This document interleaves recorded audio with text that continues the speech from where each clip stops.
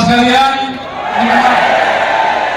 luar biasa ini teman-teman dari Advokat Aliansi Advokat Indonesia yang datang dari seluruh Indonesia. Pertama saya sapa dulu yang saya hormati Pak Prabowo Subianto. Terima kasih Pak atas kehadirannya di tempat ini.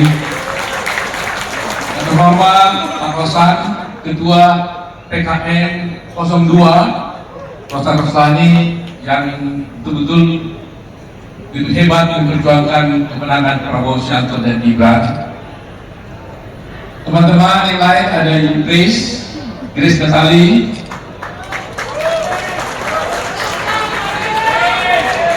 dan luar biasa saya juga baru beritahu kedatangan seorang tamu istimewa, yaitu Ibu Sofia Gudono. Beliau ini adalah mertua daripada Mas Kaisang. Ya. Biasanya Pak Jokowi ada di sini. Silakan berdiri dulu, Bu.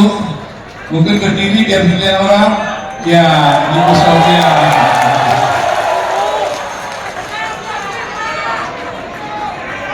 Ada juga di sini rekan saya yang selalu berjuang di ada Hakim, ya luar biasa. Teman-teman saya di Beradi banyak sekali ini, ada Pak Sekjen, ada Unjuk Armain, ada Bosta, ada Fahri, dan banyak sekali ini yang tidak dapat sebutkan satu-satu. Tapi saya juga bangga hari ini karena kita kedatangan juga seorang tokoh ini dari Jawa Tengah. Kemarin kami di Jawa Tengah untuk deklarasi Aliansi Advokat Indonesia mendukung Prabowo Gibran. Kami ditemani oleh Pak Letnan Jenderal Bibi Waluyo. Mudah-mudahan ya. Ada di sini. Ada juga teman-teman saya di Beradi, Bendahara Beradi, Pak Ganda Wasa, ada Pak Julius Menjali, dan ada juga nih tokoh advokat kita, Prof. Oce Kaligis. Terima kasih. Terima kasih. Pak Oce juga bisa datang ke Bogor di sini. Siapa lagi ini saya nggak bisa lihat, ada Ruli Pengabean, ada Asido, ada satu orang yang berjasa juga ini, Rifai Wisma Negara. Ini nanti tokoh di Bali sukses acara ini. Dan ada Jutek Wongso. Mana Jutek Wongso nih ya. Tapi yang menyelenggarakan acara ini semua ada tunggal di sini pelakunya. Bismoko, mana Bismoko ini? Dia nanti tokoh di balik layar acara ini. Dan tentunya saya nggak bisa lupa dong menyapa mantan istri saya, mantan pacar saya. Boleh dong. Ada di sini dia. Kalau tidak saya sapa nanti di rumah saya nggak bisa pulang nanti. Dan ada di sini juga anak saya yang datang mendukung Pak Prabowo. Tadi protes di sebelah sana karena nggak disebutkan namanya. Jadi saya ulangi dulu karena ini Pak Prabowo yang saya hormati, yang hadir di sini ini adalah seluruh advokat Indonesia.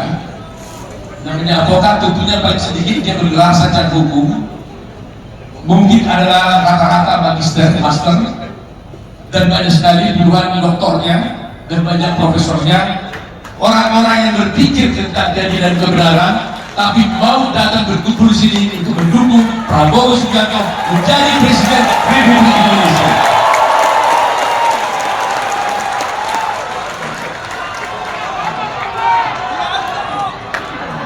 Mendatangkan advokat Pak Prabowo tidak mudah. Kalau kita biasanya sehari-hari kontak telepon advokat, dia tanya 1 jam berapa fee-nya? Jadi kalau dihitung fee-nya ini saya tidak tahu lagi bayarnya berapa. 1 jam $500, ribuan orang ini mau berapa juta dolar saya harus bayar. Tapi mereka datang dengan sungguh-sungguh dari berbagai daerah. Saya mau tanya dulu, pertama, mana yang Jawa Timur? Surabaya? Luar biasa, Jawa Timur ya. Mana yang dari Lampung? Luar biasa. Mana yang dari Jawa Tengah? Wah,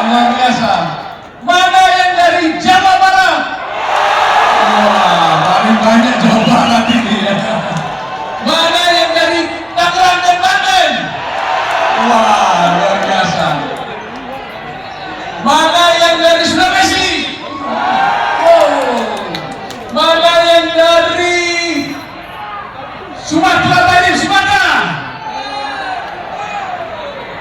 Sumatera paling Medan, mana di Sumatera? Nah, di sana rumahnya. Mana yang dari Bali? Wah, luar biasa. Ada lagi yang tidak saya sebut ya. Jakarta Barat. Wah, luar biasa. Jakarta Timur. Wah, kalau saya nggak sebut di Pak Prabowo, saya nanti ditegur dan sama mereka, disomasi nanti. Jakarta Selatan. Wah, luar biasa. Mana lagi? Ada lagi di sini Pak Prabowo. Di sini ada advokat-advokat yang bergabung dalam Laskar Trisakti 08. Luar biasa ini. Laskar Trisakti 08. Ini selalu berjuang untuk membela semua Pak Prabowo di sini. Mana lagi ya? Jogja. Wah, luar biasa. Kalimantan. Wah, luar biasa. Mana lagi? Ada lagi di sini Pak Prabowo.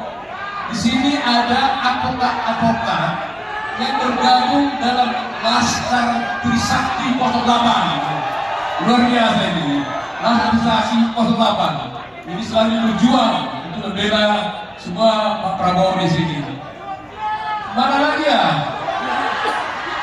Jogja. Wah, luar biasa. Kalimantan. Luar biasa Kalimantan ini ya. Tadi saya cek juga dari Kalimantan itu ada dari Kalimantan Timur, Kalimantan Selatan ya tadi ya. Masih ada juga kumpulan pengusaha di sini ya. Ada yang kumpulan usaha. Ceritanya gini Pak Prabowo. Ketika ada flyer tentang acara ini, beberapa teman saya di sini datang, diantaranya banyak pengusaha. Dia bilang, Pak Otto, boleh nggak saya ikut? Saya bilang, advokat, tapi nggak boleh, nggak apa-apa kalau saya datang. Saya punya 4.000 karyawan, dia bilang. Terus apa hubungannya? Kalau saya kalahkan harga 4.000, istrinya 2 sudah 8.000. Mertuanya lagi 2 sudah berapa puluh ribu katanya. Saya hanya datang untuk memberikan dukungan Pak Prabowo. Saya katakan kalau begitu datanglah ke sini. Mana itu rumahnya ini pengusaha itu? Ya ada berapa orang di sini berkumpul mereka di sini. Luar biasa Pak. Masih ada lagi yang tidak sebut?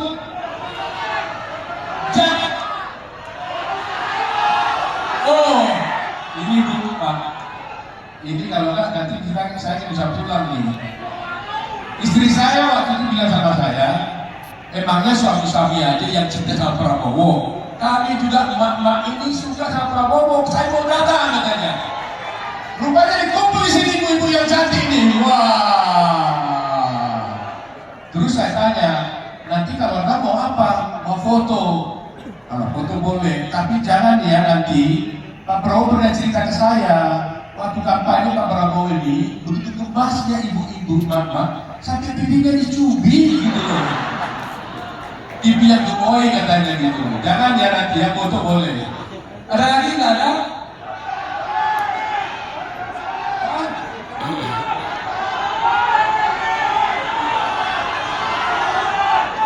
Oh, protes lagi nih.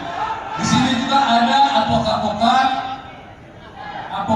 muda yang lawyers berkumpul di ada advokat muda Aliansi Indonesia. Wah, ini tokoh muda kita ini. Oh, ada lagi NTT ya? Mana NTT? Wah, luar biasa NTT ini. Dari Kupang Selatan. Atambua juga ada ya. Atambua, NTT, kemarin saya lihat tadi ada. Ada lagi, jangan saya disomasi nanti ya.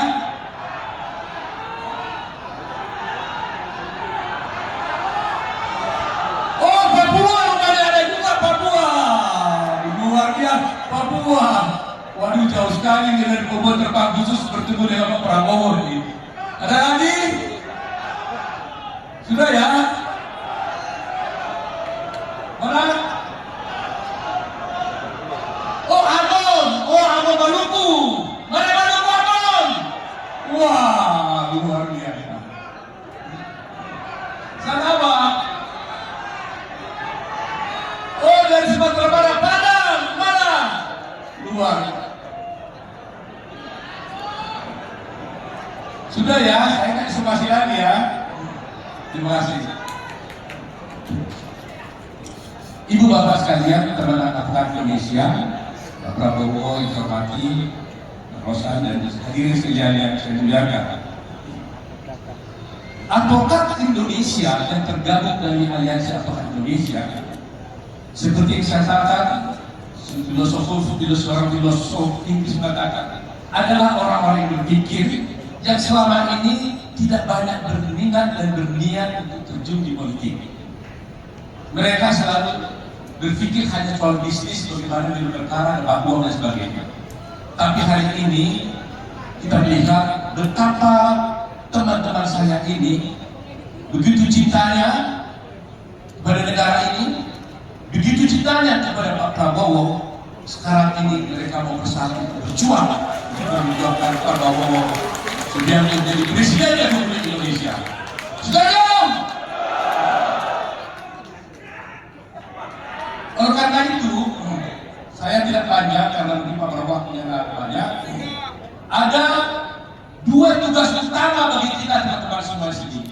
Jika saya bicara sedikit banyak aja karena saya gunakan kesempatan ini sekaligus koordinasi di antara kita semuanya. Pemilu sebenarnya kalau menurut para survei yang ada di luar negeri sebenarnya sudah selesai. Pak Prabowo sudah terpilih sebenarnya kalau dari presiden berdasarkan survei yang ada ini. Tapi mekanisme pemilu tentunya harus dijalankan.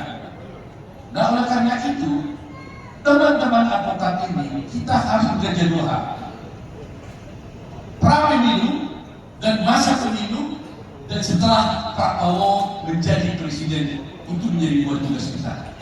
Pertama, sekarang ini banyak sekali narasi-narasi yang disampaikan oleh pihak-pihak tertentu untuk menjatuhkan nama baik Pak Prabowo karena mereka menganggap dan melihat bahwa Pak Prabowo, Subianto dan Gibran akan terpilih menjadi presiden, sehingga mereka membuat suatu isu-isu pemilu curang, padahal pemilunya belum jalan.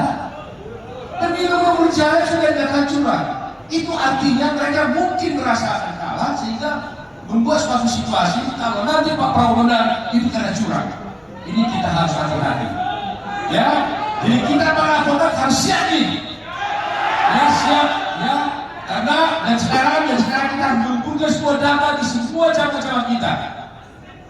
Saya tidak berharap akan ada sengketa pemilu, tapi bila kalah sehingga membuat suatu situasi kalau nanti Pak Prabowo menang itu karena curang.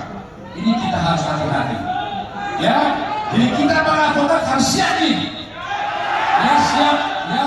Karena dan sekarang kita harus mengumpulkan semua data di semua cabang-cabang kita. Saya tidak berharap akan ada sengketa pemilu, tapi bila mana ada, seluruh advokat Indonesia sudah harus siap untuk bersatu menjaga. Ya, itu tugas pertama kita, menjaga, mengawal hal-hal itu. Kedua, pasca kemenangan belum tentu juga nyaman.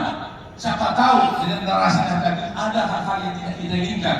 Saya minta kita semua tetap menjaga, mengawal baik sengketa hukum maupun sengketa lain, dan itu tugas kita bersama. Setuju tidak? Ketiga, saya ingin sampaikan hal yang penting. Mumpung kita bertemu di sini supaya kita satu pikiran. Terakhir ini kita lihat serangan kepada Pak Prabowo karena dia akan menang begitu banyak. Tapi serangan itu tidak berhasil karena begitu tangguhnya pemimpin kita ini Pak Prabowo ini. Ya, tidak berhasil.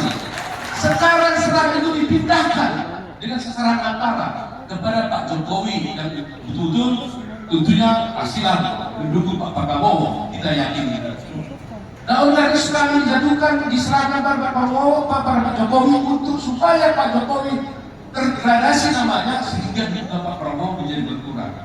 Serangan-serangan ini serangan-serangan palsu dan sifatnya adalah tidak sesuai dengan hukum. Pertama yang dilakukan, kita orang ahli hukum. Kemarin itu ada isu tentang pemakzulan presiden. Mereka bicara retorika tentang politik. Akhirnya saya katakan satu hal, tidak perlu banyak-banyak bicara politik. Saya bicara ketentuan hukum aja. Barang siapa melakukan perbuatan jahat, masih memulihkan pemerintahan yang sah, itu adalah makar. Saya katakan demikian.